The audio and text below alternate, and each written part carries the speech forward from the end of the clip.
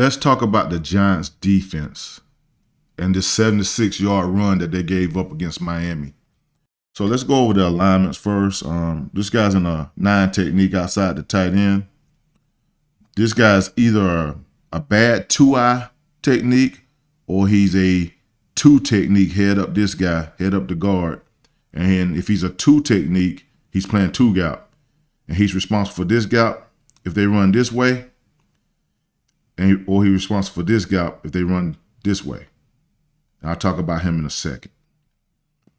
This guy is a 3 technique, and he's spiking to this A gap. So we call when a guy take a stunt step across the face of the guard, it's a spike stunt. So he's spiking to this A gap. So some people call it tag, whatever you want to call it. So he's stunting to this A gap. And this guy's in a 5 technique outside. So these guys are responsible for setting the edge right here. Set the edge right here. Okay. The problem with this defense is right here. 1, 2, or 1, 2. 2 gaps open in the defense. 2 gaps open in the defense. And so the offense got the perfect play to run right here and go 76 yards for a touchdown.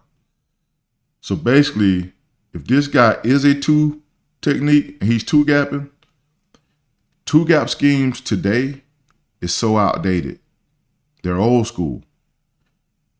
Offenses today are so much more advanced that the 2 gap schemes are getting defenses in trouble. Teams that give up a lot of run yards are usually the teams that have these 2 gap schemes. Seattle is another one that give up unnecessary yards because they 2 gap sometimes. So basically, what needs to happen with the Giants defense is go ahead and put these guys in gaps. We ain't fooling nobody with this 2 gap stuff. So basically a 2 gap scheme, this guy's responsible. If this guy blocked this way, he got to jack him up and get across his face. He's responsible for this B gap. Okay? If this guard blocked this way, he got to jack him up and get in here because he's responsible for this inside gap, this A gap. It's just so tough on these guys to be able to play it this way. And then look at his stance. He don't even have a balanced stance to even play 2 gap. All his weight is forward on his hand. So the first initial step is going to go forward. His initial step is going to go forward. And this guy going to get on the edge of him, have him hemmed in here because they're going to run this ball right here. Now, to have 2 gaps open in a defense, you are allowing this guy to easily come up and get another guy. So in this case, he's going to come down and get the run support guy that's coming down for the C gap. He's going to check here. He's going to come get this guy. Also, this guy is allowed to come up and get a linebacker. So he's going to come get this guy. Okay? Now, I think the reason he was able to get this guy is because this guy expects this guy on flow this way to be here. And he's the backside A gap guy. So you got to slow play it. That's why I don't like 2 gap schemes. I'd rather just say, okay, it's a right call. Here's our tight end. It's a right call. 9 technique, you're fine. 3 technique here. We got that gap taken care of.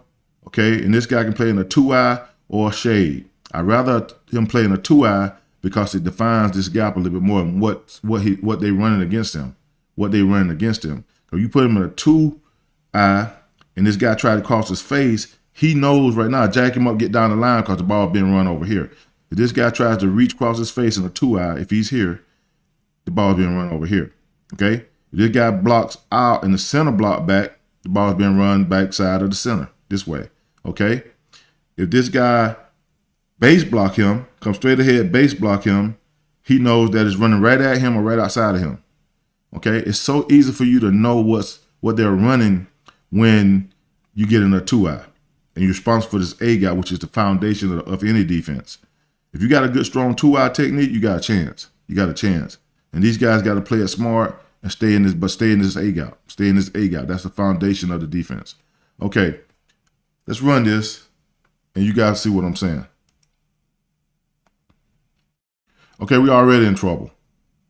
So he's got to hang back to check this A gap because this guy went out. He expect this guy to be over the top. He expect this 2-gap guy to be here. Okay, now the 2-gap guy ends up inside in the inside gap. Now we got 2 people pretty much in the same gap. The linebacker and this guy here. They're in the same gap. Okay? Now, this guy checks out here.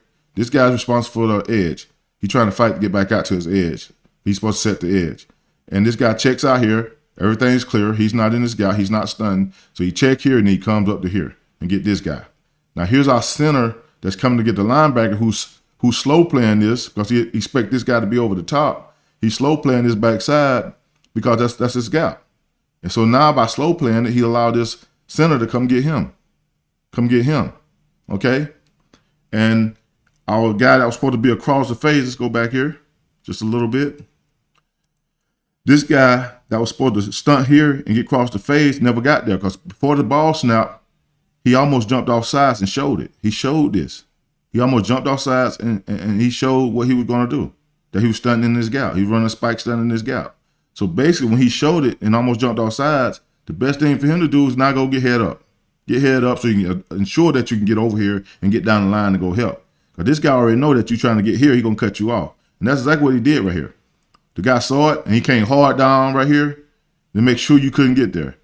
And let's see your step. Let's see your stunt step. Not bad. Take a good stunt step. Gain some distance. Not bad. Bring your rip and get down the line. Right now, you should know that this ball been run over here. With this guy coming like this, the ball been run over here. So come here. Now get down the line. Get down the line and go help. Okay?